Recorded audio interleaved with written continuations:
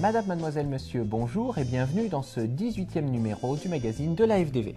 Bonjour et bienvenue sur le plateau du magazine de la FDV. Puis tout de suite, bien Gérald, voyons les titres du numéro de ce mois. Alors, au sommaire ce mois, nous découvrirons tout d'abord un adage, Nemo plus iuris. Nous passerons ensuite, comme d'habitude, au titre développé par Céline dans le cadre de la Gazette de la FDV. Viendra alors le grand arrêt du mois, l'arrêt Consort le compte. Et après avoir vu un extrait de l'interview juridique du mois d'avril, nous pourrons recevoir Jean-François Kerléo pour parler du cycle de conférences sur la solidarité en droit constitutionnel. Tout de suite, l'adage du mois, Nemo plus iuris. Nemo plus iuris ad alium transfere potest, quam ipse habet.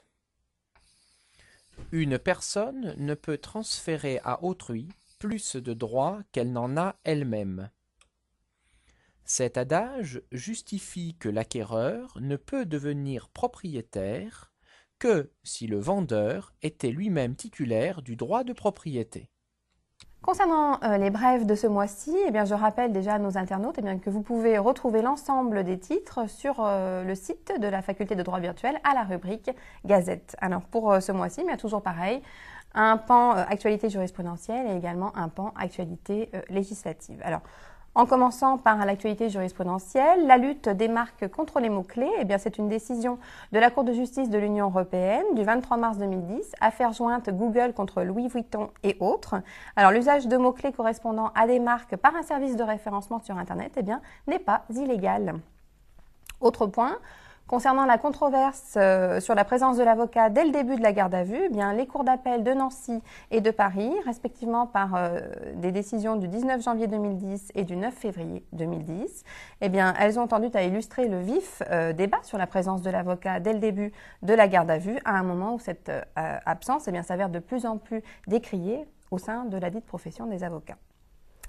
Des concubins toujours en prise avec la Cour de cassation, c'est la première chambre civile de la Cour de cassation par un arrêt du 20 janvier 2010, par trois arrêts, du 20 janvier 2010, où finalement l'absence d'intention de s'associer ou l'intention libérale sont autant d'arguments pour rejeter les demandes financières de concubins après la rupture de leur couple.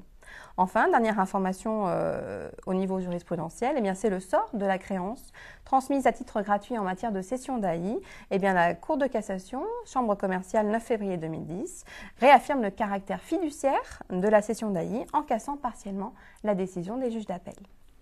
Actualité législative maintenant, sur la rigueur attendue de la question prioritaire de constitutionnalité. L'introduction de la question prioritaire de constitutionnalité ne manquera pas d'être accompagnée d'une rigueur des juridictions dans la lecture de la nouvelle procédure offerte aux justiciables. Alors finalement, loin d'être critiquable dans son principe, cette rigueur sera rendue nécessaire pour la viabilité même de ce mécanisme et que ne soit pas trop enlevée à la sécurité juridique. Engagez-vous, voilà ce que l'on pourrait dire sur la loi du 10 mars 2010, puisque une nouvelle forme d'engagement est créée au sein du Code du service national, un service civique. Et enfin, en matière de douane, accélération de la dématérialisation des documents administratifs, c'est le fameux projet GAMA, gestion d'accompagnement des mouvements de marchandises soumis à accises. Les entreprises françaises qui vendent des alcools en droit non acquitté à d'autres entreprises de l'Union européenne, devront adhérer au système européen EMCS GAMA au plus tard le 31 décembre 2010. Voici pour les titres de ce mois. Je passe tout de suite la parole à Gérald pour le grand arrêt du mois.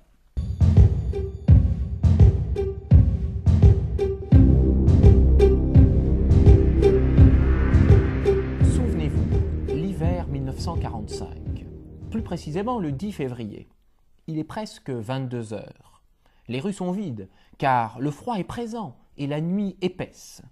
À Paris, des agents de police font leur ronde habituelle lorsqu'on leur signale une voiture suspecte. Ils décident alors d'intervenir à l'angle de la rue de Versailles et du boulevard Excelman.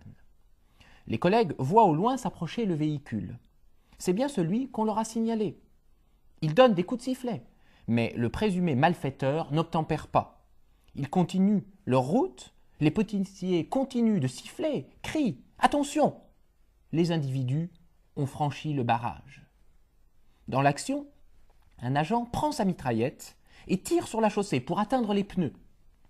Mais à ce moment-là, en face, le sieur Lecomte, qui venait de nettoyer son bar, s'était assis sur le seuil de sa porte.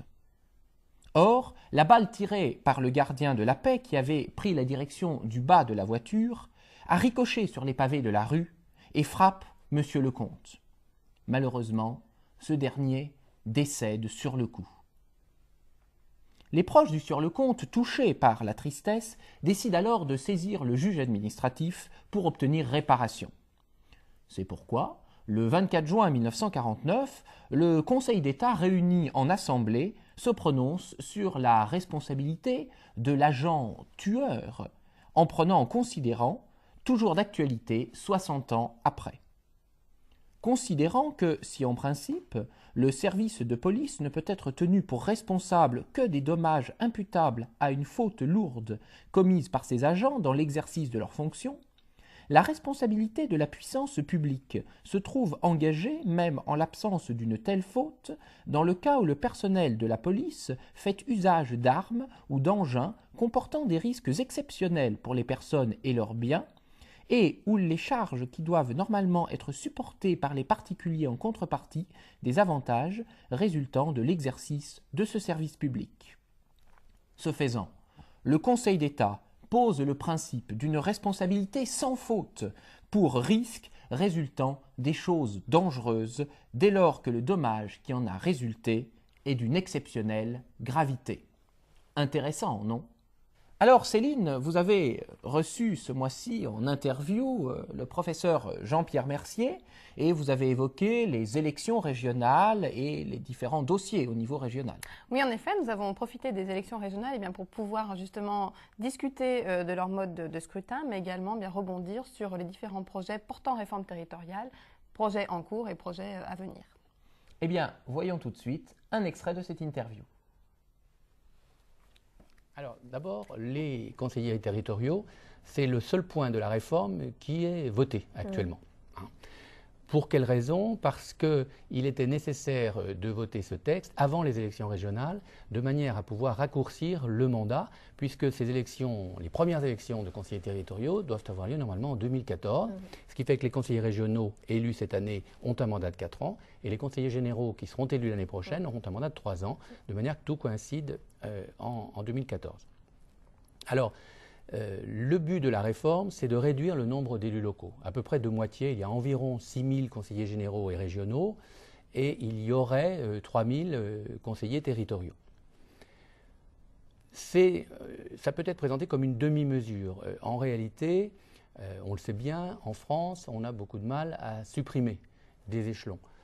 Donc on ne supprime pas, mais on réduit le nombre d'élus en permettant à ces conseillers territoriaux de siéger tantôt dans le département pour régler les affaires départementales, tantôt à la région pour régler les affaires régionales. En conclusion de ce magazine, nous recevons Jean-François Kerléo, qui est ATER à l'Université Jean Moulin à Lyon 3 et membre du Centre de droit constitutionnel et également co-organisateur du cycle de conférences sur la solidarité en droit constitutionnel.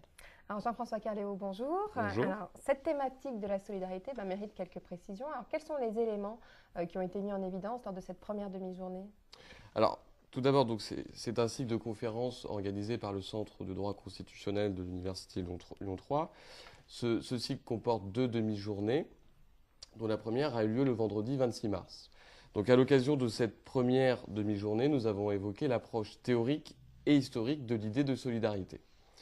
Donc, au cours de cet après-midi, il a été évoqué toute l'origine de la solidarité.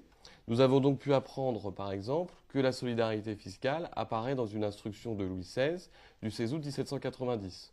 Ont été également évoqués, dans cette journée, les nombreux grands courants de pensée qui sont fondés explicitement sur l'idée de solidarité et qui ont été repris ensuite par des juristes importants tels que Léon Duguit ou qui ont été contestés par d'autres juristes comme Joseph Barthélemy.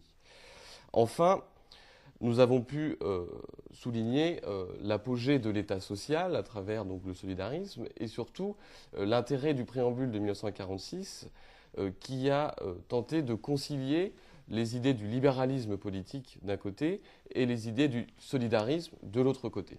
Voilà pour cette première demi-journée. D'accord, donc en effet, on voit que vous avez déjà balayé pas mal de thématiques et une période finalement assez longue lors de cette première journée. Alors, une seconde journée est prévue. Alors, est-ce que vous pouvez nous dire déjà quand et puis quelles seront alors les nouvelles interventions abordées? Alors tout à fait, donc il y aura une deuxième après-midi. Cette deuxième après-midi aura lieu un jeudi, ce sera le 29 avril. Alors, cette fois-ci, elle sera plutôt consacrée aux implications pratiques de la solidarité, à commencer tout d'abord par notamment la solidarité entre les collectivités territoriales. Donc toute la question de la péréquation entre les collectivités territoriales. Puis nous aurons également une intervention sur la solidarité gouvernementale, notamment issue des articles 49 et 50 de la Constitution. Puis ensuite nous verrons les nouvelles perspectives ouvertes sur le solidarisme à travers l'apparition ou l'intégration de la Charte de l'environnement depuis la loi constitutionnelle du 1er mars 2005. Et enfin, pour conclure ce cycle de conférences, nous aurons une approche de droit comparé sur les discriminations positives dans la jurisprudence de la Cour suprême américaine qui, paradoxalement, n'est pas fondée justement sur la solidarité. Et donc on tentera de comprendre pourquoi le droit américain ne se fonde pas sur ce principe de solidarité.